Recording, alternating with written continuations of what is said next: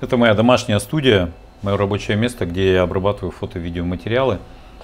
Здесь очень хорошее пространство, можно поработать руками. Единственный минус, здесь в жару очень сильно нагревается крыша и становится жарко. Можно включить кондиционер, но, честно говоря, я не очень люблю вот это состояние от кондиционера и побаиваюсь оплаты счетов. Поэтому я в основном гоняю большой вентилятор здесь. А все эти кубки принадлежат хозяину квартиры Роберто. Он занимался выведением породы собак кокер-спаниелей. Я не знаю, как правильно, выведением, заведением. В общем, у него здесь 100 кубков. И он говорил, что у него 3 чемпиона мира. То есть он там 50 лет этим занимался. И здесь вот это вот все кубки его. Сейчас я делаю обработку в программе Capture One фотографий. Я обрабатываю экспозицию, баланс белого, настраиваю прямые. Я думаю, что впоследствии это будет все делать искусственный интеллект. Но я думаю, что это уже и сейчас можно сделать. Просто нет такой, видимо, острой необходимости. И более того, наверное, можно будет вообще сказать, там, дай мне квартиру такой-то серии, там, 515, и обставь ее такой-то мебелью. И вот тебе готовая фотография, не нужно агенту выезжать. Вообще, я думаю над этим, что в Буэнос-Айресе это будет сложнее сделать, потому что здесь столько разнопланового жилья. Такой номер, как в этом фильме «Ирония судьбы», не получится. Здесь жилье очень разное, всевозможное. В связи с этим возникает мысль, останется ли вообще работа фотографа и видеографа в будущем. Я думаю, все-таки да, останется, потому что будет потребность в том, чтобы увидеть реальное изображение, какое оно есть на самом деле, а не то, что что-то нарисовано и создано искусственно. Вообще, искусственный интеллект — это, наверное, такая очень большая тема, что ее даже нельзя вместить там в какое-то одно видео. Про нее можно говорить очень много. Но вот мне интересно вообще, почему это явление назвали искусственным интеллектом. То, что раньше я читал в фантастических книгах, в романах, когда я увлекался вообще в детстве фантастикой, это были там 80-е годы, там искусственным интеллектом называли нечто другое. Сейчас это называется суперинтеллект. Я думаю, что все дело в маркетинге. Чтобы это явление продать, его решили назвать искусственным интеллектом, чтобы продать дорого. По сути, это быстро думающий компьютер, обрабатывающий очень много данных. Просто мощности компьютера позволили создать вот эти вот нейросети. А до настоящего, который сейчас называют суперинтеллектом, я думаю, еще очень далеко. И, может быть, мы его, я, по крайней мере, скорее всего, его даже не увижу. Вот. Что будет, когда появится машина, которая не решает поставленные задачи, а которая сама себе придумывает задачи, даже мне сложно представить. Да? Все, конечно, говорят про то, что мы думали, что роботы будут выполнять тяжелую физическую работу, а они выполняют творческую. Но я это тоже так понимаю, что для творческих задач, творческие задачи тоже требуют иногда больших вычислений, в том числе, почему бы и нет. Другое дело, что человек, когда получает что-то такое, что облегчает его жизнь, ему сначала, ему надо наиграться,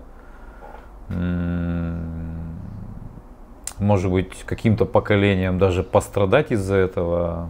Там, ну, допустим, человек изобретает там двигатель и перестает меньше двигаться.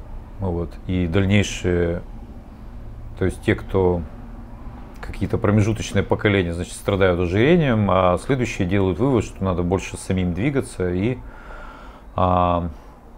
начинают заниматься спортом.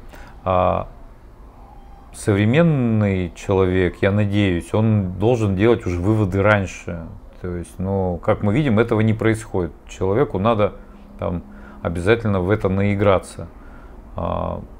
Почему мы не видим, как вышла последняя версия, доступная Veo 3.1, которая стоит недорого? Почему мы не видим, как какой-то прорыв в анимации, что раньше нужна была целая студия, чтобы создать анимационный фильм, а сейчас один человек может это создавать. Недавно видел интервью, старое интервью с этим, с Куваевым. Куваев, который Масяню создал, да? Да, вот Дудю, интервью 21 года интервью. Вот он там как раз говорит, что сейчас вот он один создает вот весь этот продакшн, и он рад, что сейчас это становится делать все легче и легче. Вот почему мы не видим вот сегодня засилие хороших, качественных мультфильмов. То есть все бросились там что-то рисовать, какие-то небылицы. Вообще, я думаю, со временем, ну, все-таки люди немножко наиграются, и будет не модно использовать искусственный интеллект в открытую. Ну, то есть, если сейчас мы видим там какие-то там небывальщину какую-то, ну, то есть фантастику, то, чего не может быть, то есть не может там человек там идти рядом с тигром, например, там, или что-то такое. Не может там у него из-за куста выглядывать динозавр.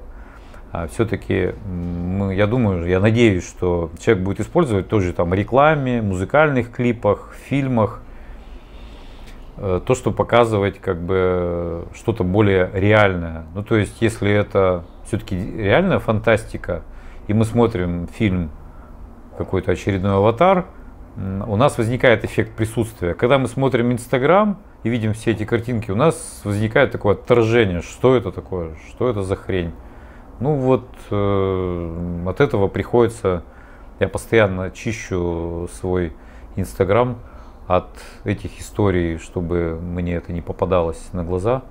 Вот я думаю, что человек все равно в итоге это будет использовать, и даже ну это неизбежно, то есть для творчества я имею в виду. То есть понятно, что для вычислений там каких-то сложных, это вроде бы это естественно, и это правильно, что этот инструмент используется, что там какое-то там условное число π надо посчитать, значит, которое до этого не могли посчитать. Но я не математик, поэтому я не знаю. Вот. В математике это очень может пригодиться, а в творчестве все равно, конечно, даже вот в музыке, да,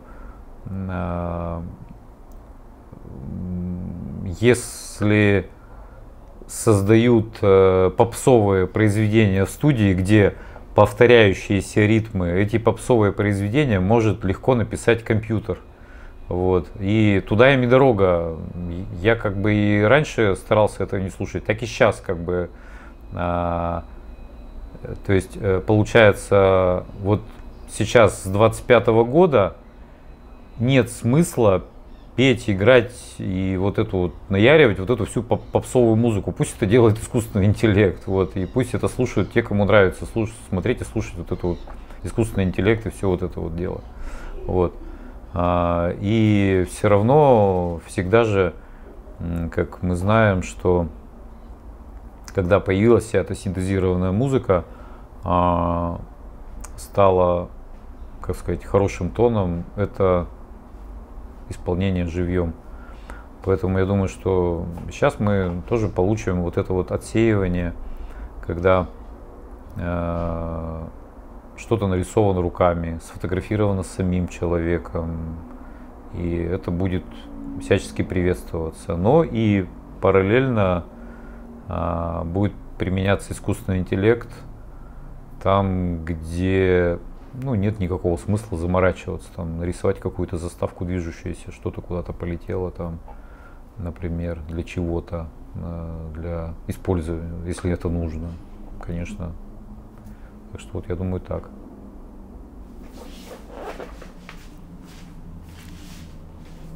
Дети испекли хлеб. Сейчас будем доставать